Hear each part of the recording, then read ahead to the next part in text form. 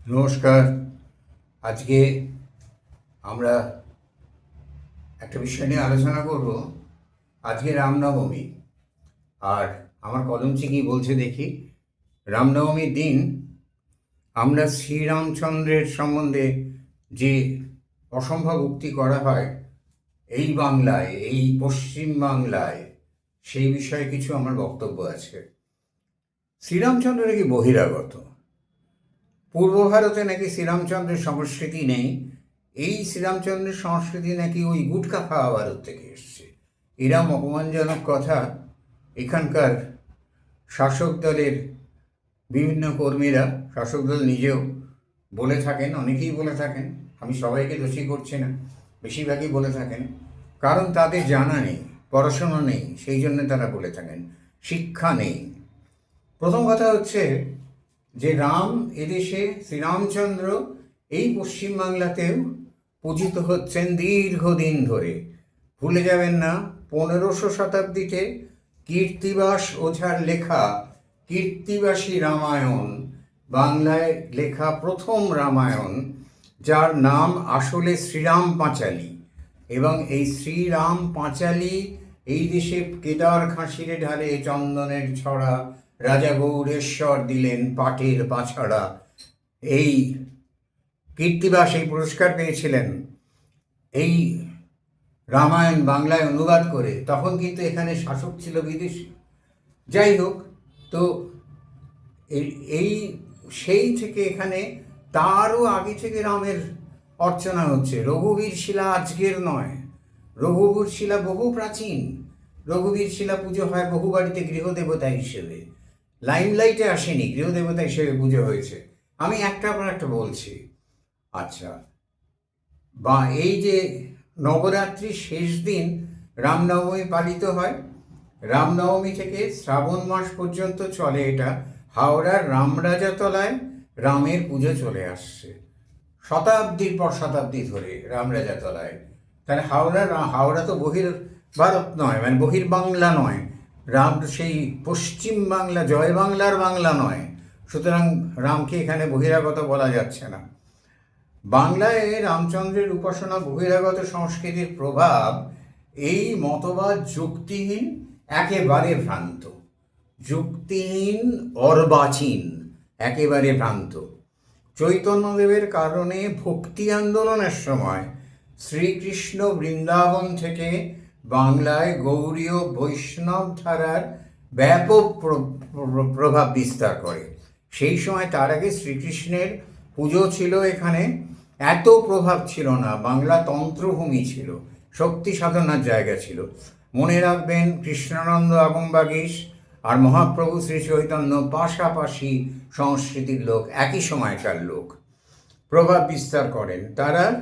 এবং শ্রী চৈতন্যর প্রচলিত যে মহামন্ত্র, সেই মহামন্ত্রে রামের নাম উল্লেখ করা হয়েছে শ্রীকৃষ্ণের সঙ্গে সমান মর্যাদায়। 500 বছর আগের ঘটনা। তাহলে রামচন্দ্র বহিরাগত হতেই পারছেন না। শ্রীরামকৃষ্ণর গৃহদেবতা ছিলেন রঘুবীর শিলা, রানী রাসমণির গৃহদেবতা রঘুবীর শিলা। তাহলে এই দুটো ক্ষেত্রেই শিলারূপী শিলায় রামের পুজো হয়েছে। উত্তরবঙ্গের একটি প্রাচীন লোকশিল্প শ্রীরাম সরা, প্রাচীন লোকশিল্প, এটা বেশ 500 বছর আগে। অথচ শ্রীরাম আজকে বলা হচ্ছে রাজনৈতিক উদ্দেশ্য প্রণোদিতভাবে যে শ্রীরাম বহিরাগত, একদম রাজনৈতিক উদ্দেশ্য প্রণোদিতভাবে। উত্তরবঙ্গে আজ মন্দিরের গায়ের, বিষ্ণুপুরের মন্দিরে যান, মন্দিরের গায়ের অলঙ্করণ শিল্পে রামের খোদাই রয়েছে সেখানে, মানে মাটির টালি ঢালাই করা রয়েছে। এছাড়াও রয়েছে আপনার পোড়ামাটির টালি, 10 অবতার ফলকে শ্রীরামচন্দ্র রয়েছেন। শ্রীরামের উপস্থিতি 2 থেকে 250 বছরের পুরনো, বহিরাগত নন। তাহলে বিষ্ণুপুরের গোল তাস, এটা বাংলার একেবারে অন্যতম শ্রেষ্ঠ ঐতিহ্য। যে গোল তাসে 10 অবতারের কথা বলা হয়, সেই 10 অবতারের নামাঙ্কিত 10টি তাস, আর তাদের উজিরের নামাঙ্কিত 10টি তাস, এছাড়া সৈন্য সামন্ত আছে, সব নিয়ে 120টি তাসের খেলা, 124টি তাসের খেলা হয়। এই তাস বাংলার গর্বের বিষয়। এই তাসে রাম অবতার রয়েছে। দিনের বেলা খেলা হলে রাম অবতার দিয়ে স্টার্ট করা হয়, রাত্রিরের খেলা হলে শুরু করা হয় মৎস্যাবতার দিয়ে।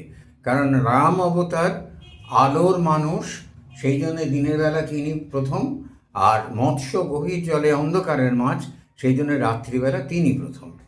তাহলে এই গোল তাস, অবশ্য আমাদের এই গোল তাসে আমাদের একটা বিরাট বড় ঐতিহ্য।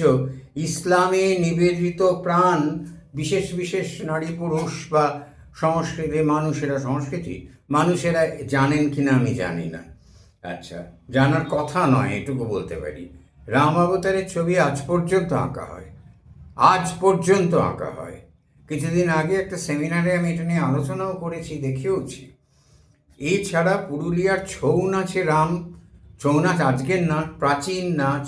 ঝুমুর গানে রামের অস্তিত্ব আছে, পটচিত্রে রামের অস্তিত্ব আছে, বহু সুপ্রাচীন এগুলো। রামযাত্রা আজকে নতুন নয়, সুন্দরবন অঞ্চলে রামযাত্রা আজকে নতুন নয়, রামযাত্রা বহুদিন ধরে হয়ে আসছে। গঙ্গার ঘাটে, বাগবাজার গঙ্গার ঘাটে যদি আপনি যান, অন্তত আমি ছোটবেলায় দেখেছি কত কথা হতো রামচন্দ্রের রামায়ণ নিয়ে। তখন তো আর জয় শ্রীরাম দিয়ে কোনো গণ্ডগোল বাঁধেনি। তাহলে বহিরাগত তখন বলা যেত না, এখনও বলা যায় না। আচ্ছা, শান্তিপুরে রঘুনাথের রথযাত্রা, এই এক বিখ্যাত রথযাত্রা। খড়দায় রাম সীতার বিগ্রহ রয়েছে। এগুলো সব প্রাচীন মন্দির।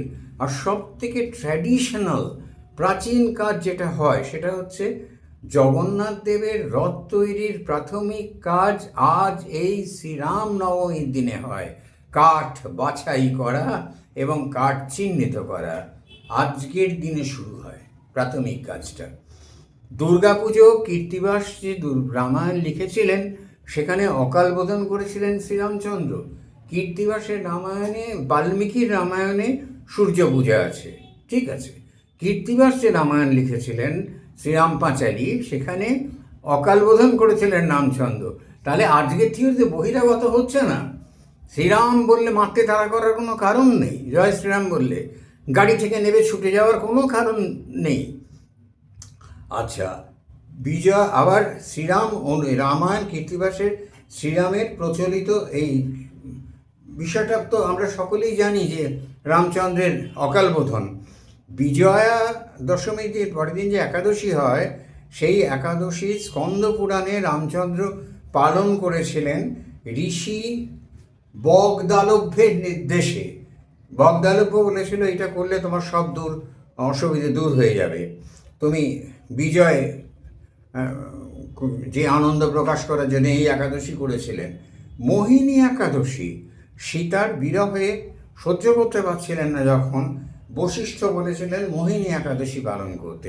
তাহলে শ্রীরামের এইগুলো কিন্তু আমাদের রামায়ণে আছে। তাহলে আমরা রামকে খামোখা একদম করে দিচ্ছি যে তিনি বহিরাগত। দেবতা বহিরাগত হয় কিনা আমি জানি না।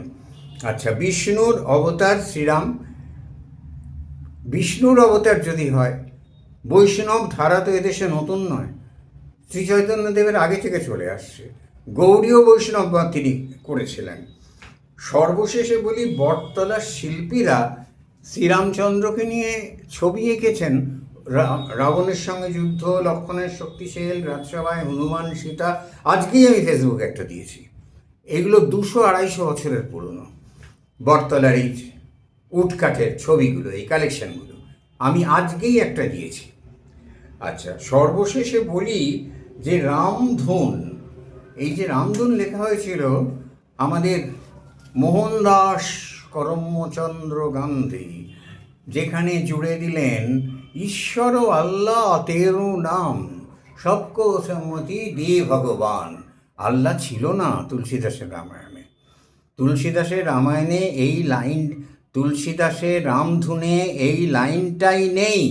এটা গান্ধী জুড়লেন তার বিশ্ববিখ্যাত মুসলমান প্রীতির জন্য। এই মুসলমান প্রীতির ট্র্যাডিশন আজও কারুর মধ্যে রয়েছে। আজও একজন রাষ্ট্রনায়িকা বলছেন আমি গান্ধীবাদী, গান্ধীর পথে যেতে চাই।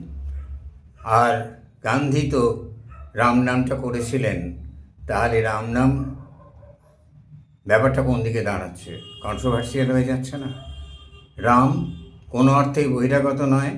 রাম নবমী পূর্ব ভারতে নবাগতও নয়, চলে আসছে বহু বছর ধরে, হাজার বছর ধরে। এর কোনো প্রতিবাদ করার জায়গা নেই, আর করবই বা কেন? যা সত্যি তাকে মেনে নিতে হবে। নমস্কার।